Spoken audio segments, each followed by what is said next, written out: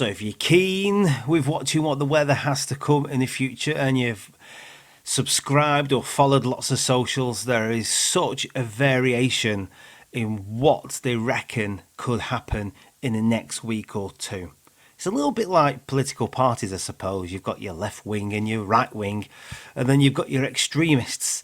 And we're not far from seeing these extremists coming through. Now, I don't knock or pull anybody who seems a little bit extreme in talking about massive snow events or whatever the case is, big gales, and it's going to be an absolute Armageddon of a weather event. I mean, that's just people, their interpretation, and it's their way of getting excited. What I find difficult is when they profess to the public that they are professionals and that's what we should be listening to, when there's a danger to life, when really there isn't. It's just a weather event that normally occurs. Now, I do fall foul to it sometimes, and I run off to the weather models to say, what have I missing? What haven't I seen? And sometimes, I might be not spot on in my own capacity in trying to relay to you what I'm looking at when I'm looking at the weather models. Now, as you know, I am a staunch traditionalist. When I come to look at the weather models, I prefer to look at the GFS. It's like driving the same car all the time, the make and model of car, I suppose. I tend to look at the GFS. I do look at others, and I will compare two weather models a little bit later on, and I will talk about what the Met Office have to say as regards this up and coming weather event. But I think firstly, we'll have a little look at the overview over the next couple of weeks of what MetCheck have to show using the GFS model. Now, if you want to learn a little bit more about the GFS weather model, then by all means, click the link in the description area down below and you'll see just a brief description of what it all means on my Learn page of my website.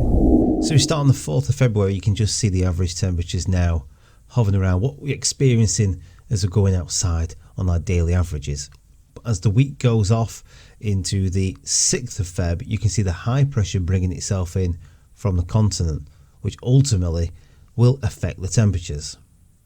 Now, moving into the 8th of Feb, you can clearly see that it's starting to get colder and some of the rain is now turning into snow.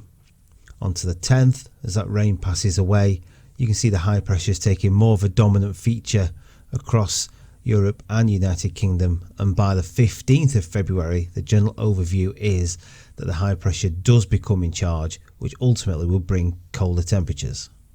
And this is quite far out on the 19th, but you can just see where Spain is off the coast of Portugal. There's a low pressure that might interrupt and disrupt this high pressure that wants to remain in charge. A feature we definitely want to keep an eye on. So if you focus on the temperatures, you can see the country itself is starting to turn blue as that milder air is being pushed away, certainly by the high pressure coming in. Now this is forecasted for the 8th of February. If we go to the 10th, you can see there's more of a dominant feature as regards to temperatures. Now let's compare the two together.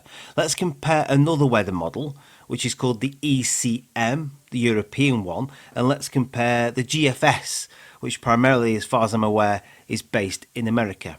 And we'll look at the two temperature variations, and this will be based on the 15th of February at a similar time. 2 meter temperatures. Remember, I'm just under 6 foot, so just above me is what that temperature is forecasted to be at.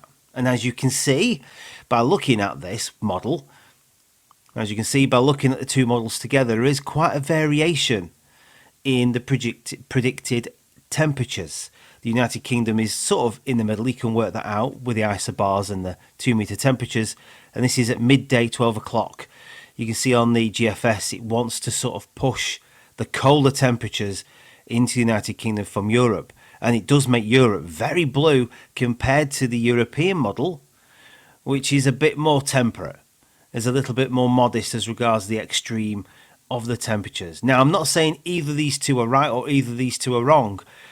You've got to appreciate that they are showing what they think based on their data. And when you look at the weather models, and there's so many of them now, you've got to try and work out yourself what you think is best. And this is what I was referring to at the very beginning of the video, that when you see other people, whether they're amateurs or professional forecasters, Just have a little listen to their tone, the way they're writing things or saying things, because they may be just pinning their colours to the mast on the GFS because that's what they want, that's what they want to see, and they're ignoring the ECM.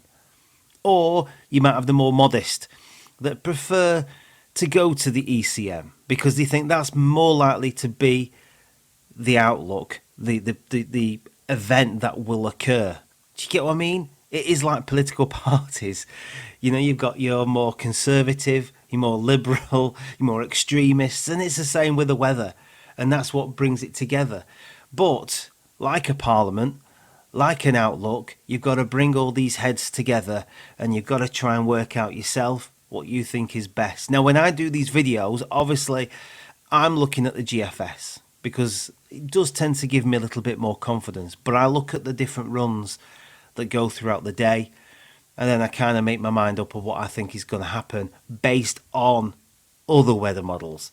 So I will put them together and formulate a little picture in my head what is yet to come and listen to the noise that's happening around.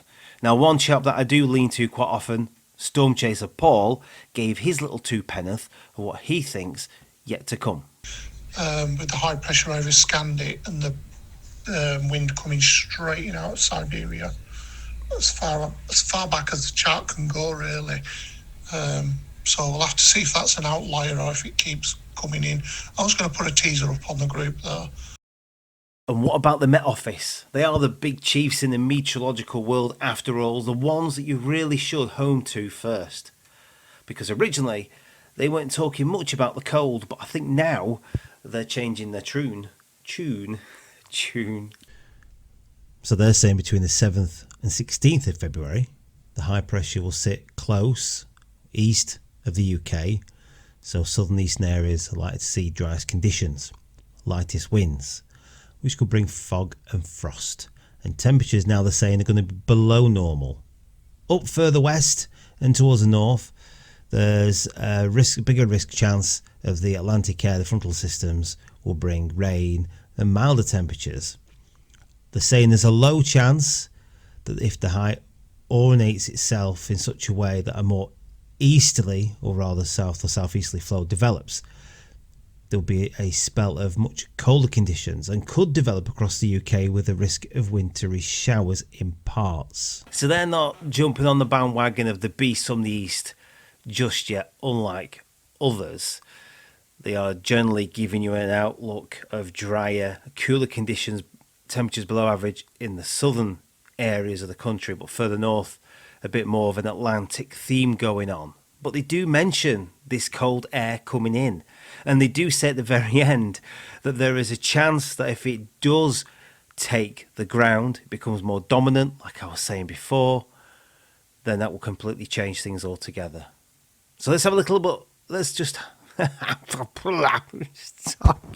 let's have a little look more in the details of what the GFS from MetCheck have to say. And we'll do that with the jet stream. Now, this is Monday the 3rd of February, and you can see arcing straight off Scotland where they are going to experience some gales and some heavy rains. But if we go by 10 days to the 13th of February, the jet stream disappears. It actually sinks further south than what it is on the screen, leaving us completely void of any influence from the Atlantic. Yeah, so while the jet stream's away, then the cold air can play, because it's the jet stream that generally brings us our milder, wetter, windier conditions. Like I said, what Scotland going to see over the next few days.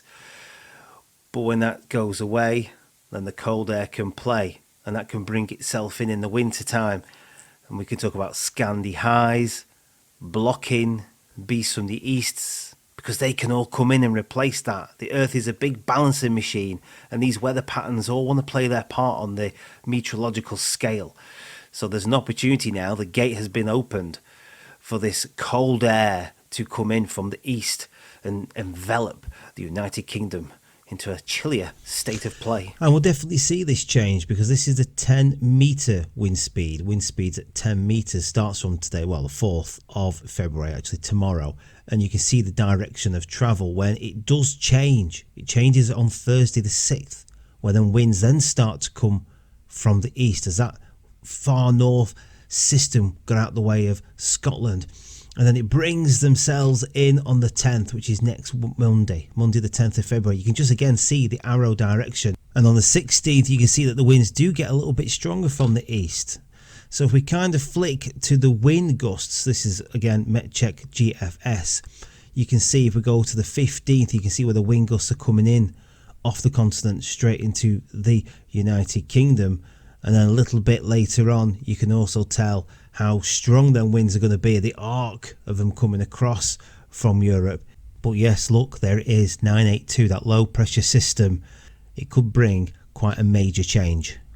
So I know the burning question for a few of us is, will you get a chance to build an igloo in your back garden, or at least a little snowman, or get back at your brother for cobbing that snowball at you only a few weeks ago when we had that great snow event in January? Well, the only best one I can see is quite far off. There are some little snow events that do occur in the elevated areas, top of the Pennines, Scottish Mountains, Snowdonia, things like that. Nothing really to write home about, but it's not much until probably somewhere around the 16th of February, where the snow does seem to appear more so in the north and the northeast of the United Kingdom. Now, if you were looking at the charts a couple of days ago, it looked like it was going to be a complete whiteout, a 2010 repeat, but that's all scaled back now. But I'm not saying that's not going to happen. I'm not saying it is. I'm sure you get the theme of how I try and portray this to everybody. But currently the snow situation doesn't show anything major for now. And even if there is no snow, this is for the 15th of February. You can clearly see that the freezing level, which is based in meters, is incredibly low down to the ground. Your zeros and your minuses are definitely going to bring themselves into the country from Europe, and it is going to feel very, very chilly. So like I always say, if you can spare a couple of quid or so every month towards this channel and towards my storm chasing opportunities that are yet to come as regards funding for the fuel, then please by all means check the link in the description area down below. And I really do appreciate anything that you can do, even just by subscribing or following me on my socials, on my Twitter, my Facebook, my TikTok. Like I said earlier, there is a website, Storm Chasing Nodrog website. It's called nodrog.uk, and there's loads of information on there to find out more about what I do, what the team does, and a few little extra bits and bobs on there as well. So go and give that a check out and a visit. Other than that, stay tuned. A new video will be coming out hopefully in the next couple of days to give you an update to find out what exactly is going on. Go and find us all on the Facebook Weather Fans page, where there is always updates and fresh content of all the weather that are yet to be shared. But for now, keep your eyes to the skies. Until next time, ta-ra.